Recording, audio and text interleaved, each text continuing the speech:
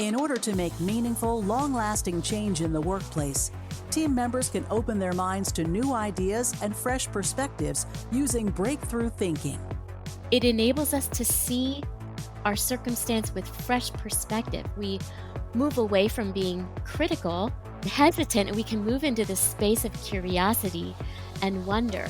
We start asking, I wonder why? I wonder if, I wonder how. And these questions enable us to see the unseen and to think the unthinkable. And it leads us to breakthrough solutions. That's Wendy Laverty, Global Enterprise Lead, Learning and Development for UGI Corporation, an international energy company. Wendy joins Da Vinci's Angeline Evans and me to share how breakthrough thinking is enabling the UGI team to reimagine company structure, processes, and strategy. Next on Powered by Learning. Powered by Learning is brought to you by Da Vinci Interactive. Da Vinci's approach to learning is grounded in 30 years of innovation and expertise. We use proven strategies and leading technology to develop solutions that empower learners to improve quality and boost performance. Learn more at davinci.com. Joining me now is Da Vinci Client Solutions Consultant Angeline Evans and our guest, Wendy Laverty, Global Enterprise Lead, Learning and Development for UGI Corporation. Welcome, Wendy. It's really nice to see you again. I'm delighted to join you today. Thank you so much for joining us. We're so glad you're with us. Wendy, start out by sharing a little bit about UGI Corporation and your role there. Absolutely. So, UGI Corporation is an international distributor and marketer of energy products and services, including natural gas, liquefied gas, electricity, and renewable solutions. And we've been in business for over 140 years, and we do operate in all 50 states as well as 17 countries in Western and Central Europe. Wow, 140 years. That's incredible. And tell us a little bit about what you do for UGI. So I've been with UGI for 10 years now as the Enterprise Director of Learning and Development. I'm part of the global talent team. And essentially, I'm a human capital solutions architect, which means I collaborate with the executive team and we build strategic development solutions that strengthen leadership impact and equip our employees with the skills, competence, and confidence they need to really thrive in their roles. That's wonderful. And I know when we last met, you had mentioned that you went from leading a team of 5 to being a team of 1 with global responsibility. And I just want to make sure I started that up front because that's a lot to digest for our listeners. And I think that's going to shed a lot of context on what you are bringing today to share with everyone. Yes, I have one team member that helps, and he's really focused more on video production for the various different business units. So my focus is really leadership and talent development. So we are a team of 2, but I'm the one that carries the responsibility. Wow. You're the dynamic duo for UGI. And I'm A global team of 2. Wow. So how did that shift change how you lead or how you approach scaling impact? So it's taken breakthrough thinking, which we're going to be talking about today, right? Just being able to identify every single efficiency that we can and just reimagining the way we do everything.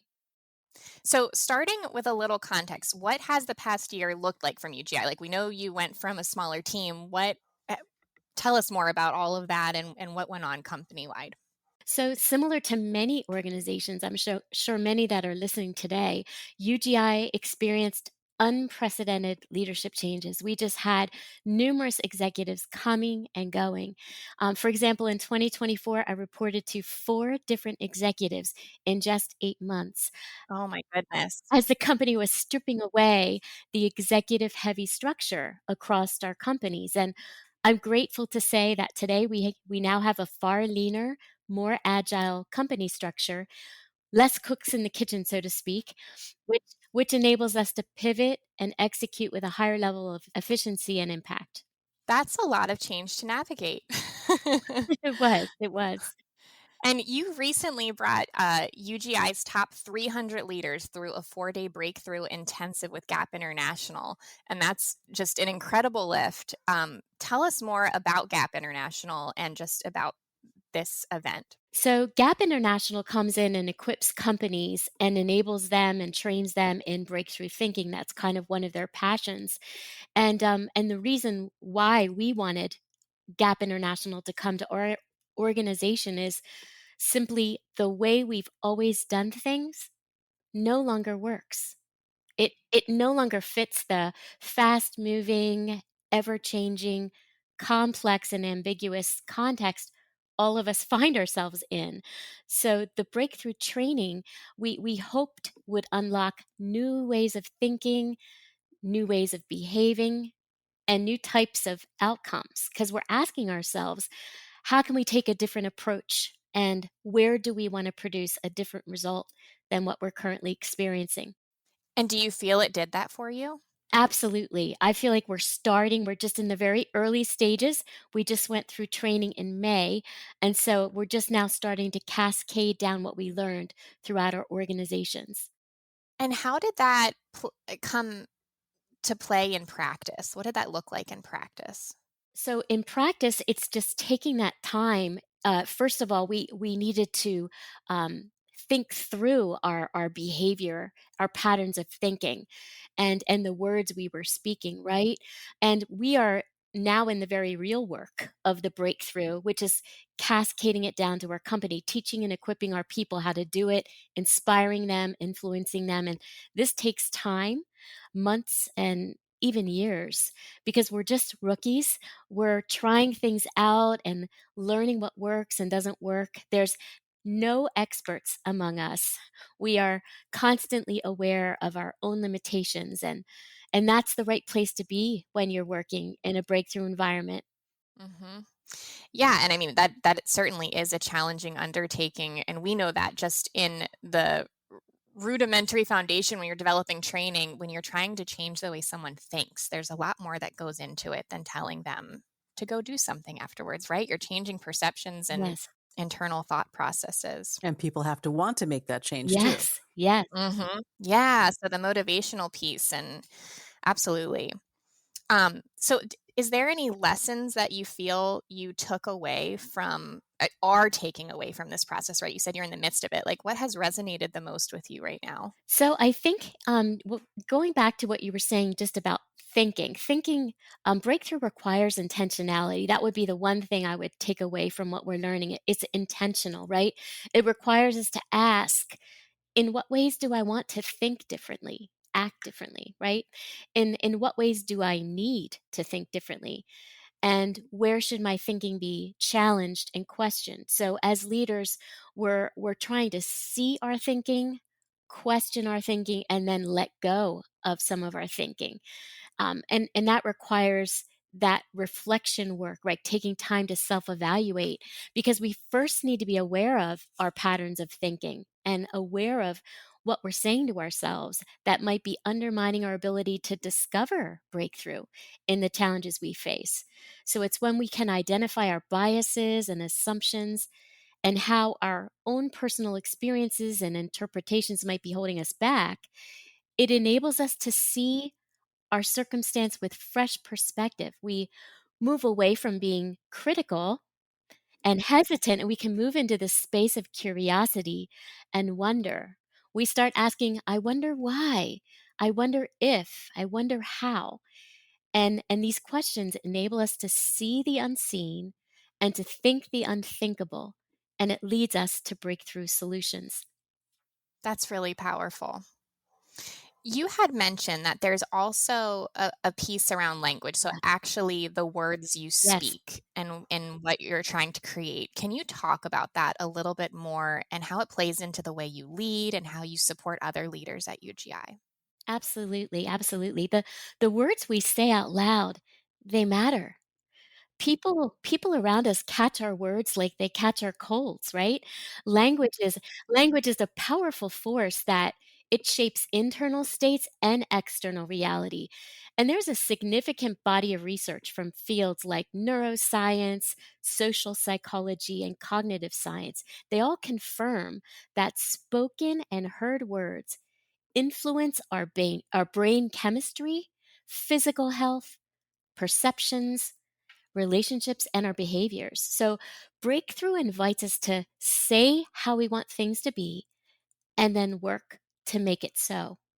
There's power in our saying. We speak the words, we say things that are unimaginable, and then we shape the reality around us to our words by identifying behaviors and actions that are needed to make it happen. So breakthrough flows from the words we speak. It sounds Yes. very freeing, to be able to open your mind, Yes, especially in the Yes. workplace. Like, yes, that's some place where we're sort of conditioned to not think that way. It's kind of do what you do and do what you've always done, but to give people the license or the permission to think differently at work is really powerful. yeah. It's like removing the fences and allowing employees to go out and just play and try and experiment with new possibilities. It's kind of like, Angeline, when we do brainstorms at work, no Yes. idea is a bad idea. Everybody Right. just we just get it all out, and then from that we usually land on something really, really impactful. So, We do. Sometimes we say like let's get to stupid fast, yeah. right? Because from there you can get some really cool ideas. Yeah. Yeah. Absolutely. So AmeriGas, a division of UGI, is going through a transformation of its own right now. They're shifting from a top-down model to a decentralized pod-based structure. What does that mean? Yes. So we started first with our executives casting vision, and they were taking bold steps, right? They weren't taking small steps. They were taking leaps with confidence and humility, and they had to build trust with impeccable follow through. So Yeah. the restructure at AmeriGas required the breakthrough that we're talking about today. Executives reimagined company structure. They divided the 50 states into 91 different regions or pods. That's what they're Mhm. calling them, and Okay. they returned authority to the frontline managers who are the ones who are intimately aware of the challenges and potential solutions for their regions. So through weekly calls, they're able to problem solve in the moment and provide direct, immediate support. And a few months ago, we gathered the pod leaders into focus groups to talk about what's going well and what would make it even better. So these transparent feedback sessions identified gaps, they built trust and increased engagement and strengthened the pod structure for success. So, really, those raw and authentic feedback sessions were how you prepared leaders and then continued the success. Would you say that? Yes, yes. And identified ways to better support them, right? And make things more efficient and to solve some of the challenges that they were facing every day. And having that culture of feedback, I imagine, is critical and takes time too. I mean, you can't just say overnight, "Hey, we're gonna all of a sudden be accepting of feedback and coming up with more ideas." So that is a really big shift. It's an ongoing process of learning, right? We don't just Hmm. check off the box and say we've got that finished, and Right. it's ongoing, and it takes that openness and humility to recognize there's always more to learn, always other areas that can be developed and strengthened, that we've never arrived. Hmm. So constant growth. Would you say then, Wendy, is this now kind of baked into everything you do? We are starting. Like I said, we just went through this training in May, so we're just entering into the waters, right? It's kinda like wading into the sea. You get your toes in, then you walk a little further, and we're still learning how to take this out to all of our employees. We're trying different things, but it really comes for us, the 300 that went through, it's a lot about modeling, inspiring, teaching and equipping our people and inviting them into this process of breakthrough thinking and behaving. And you're seeing results. You're knowing that We you're going are, down the right and path. there's excitement and anticipation and hope across our organizations as we begin to walk into this together. Wendy, what would you say is sort of the ultimate goal for this shift in thinking? Like, where do you see this taking the team members and the corporation in a year, 2, 5 years? So I really think the goal of breakthrough thinking is to maintain sustainability, right? And to realize that in the environment of constant change, ambiguousness, just that there are no certainties. We're having to constantly pivot and constantly adapt. So what this breakthrough does is it invites the employees and the leaders of the organization to be frontline participants in the change instead of reactionary towards the change, and to come with solutions to be able to even to bring their crazy out of box unimaginable possibilities and share them and explore them. I know you've also been exploring how leaders can navigate polarities. Can you tell us more about that? Yes, so I think it's super yes, interesting. it is. So in our companies and our society as a whole, we constantly find ourselves in the midst of paradox and tension, two seemingly opposite states that they have to coexist over time in order for success to occur. So we need candor and we also need diplomacy. We need competition and collaboration, big picture thinking and details, employee development and cost savings. So learning to operate with a both and mindset is a top skill leaders need today. Navigating the paradox gives us better results. It improves morale, deepens communication, and strengthens our relationships. It enables greater possibilities than either of the competing perspectives on their own. Because we discover a third way, harnessing the benefits of both extremes, both poles, without excluding either of them. And so here at UGI, we navigate polarities by using transparent, open conversations with a commitment to curiosity and humility. We actively invite opposing views and actively seek honest feedback. And this is needed to remain competitive and sustainable, like we were saying before, right? And to remain effective as learning leaders, right? We desperately need perspective outside our own because we're each of us is limited by our own personal experiences, personal perceptions, interpretations, and biases. So this is so incredibly interesting to me because I imagine that it makes people very uncomfortable to try and like, you know, a, a lot of times you're taught to lean into your strengths and your strength might be one side of like one polarity over another. Like, Yes, maybe that's you right. are very confident and you struggle with humility, right? So in that process, you have to confront the side that you don't see that often in yourself. How do you support leaders in doing that? And then finding that balance because it's gotta be difficult. It is.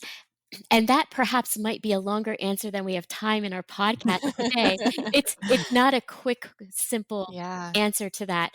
It's really learning to listen to both sides and then working together to kind of find the strengths of each, and then working to agree together to walk that third way, right?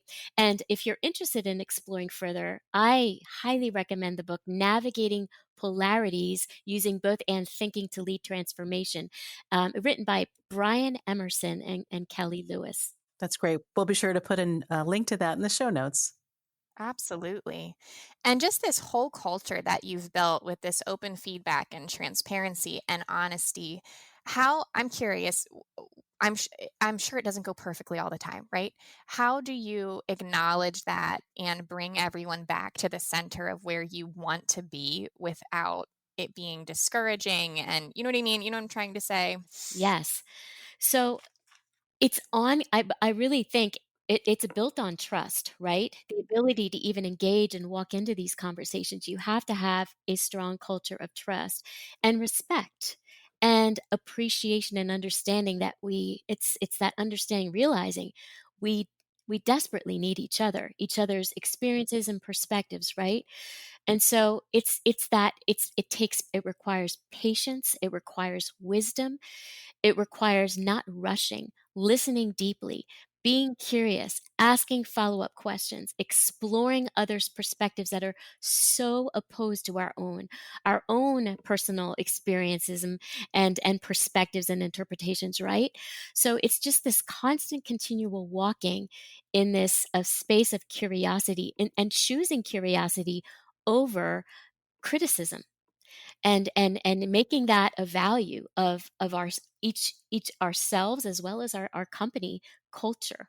I love that. Curiosity is just so essential and not a space that a lot of us live in because we're moving really fast, right? We live in a busy culture, and taking the time to be curious and also taking the time to be vulnerable when you're curious is really difficult.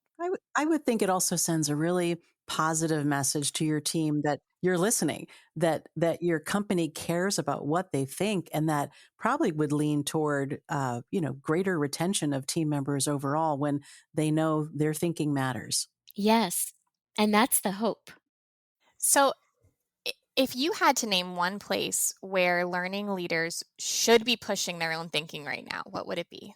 So I don't know if you've seen the Josh Bersin company report called It's Time for an L&D Revolution.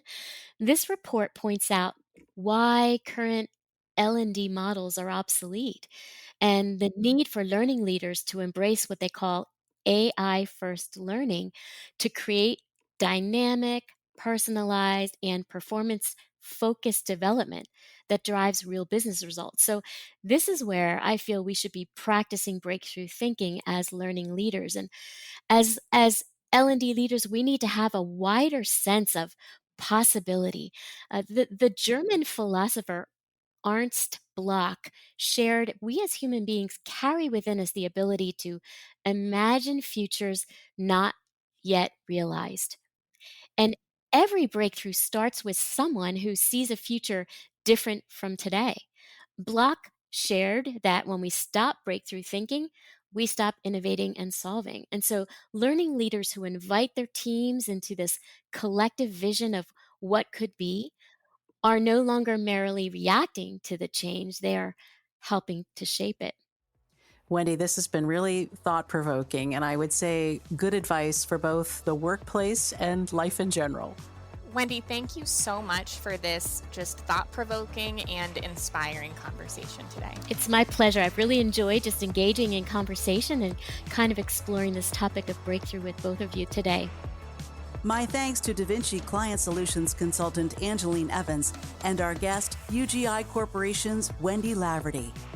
If you have an idea for a topic or a guest, please reach out to us at poweredbylearning@davinci.com. And don't forget that you can subscribe to Powered by Learning wherever you get your podcasts.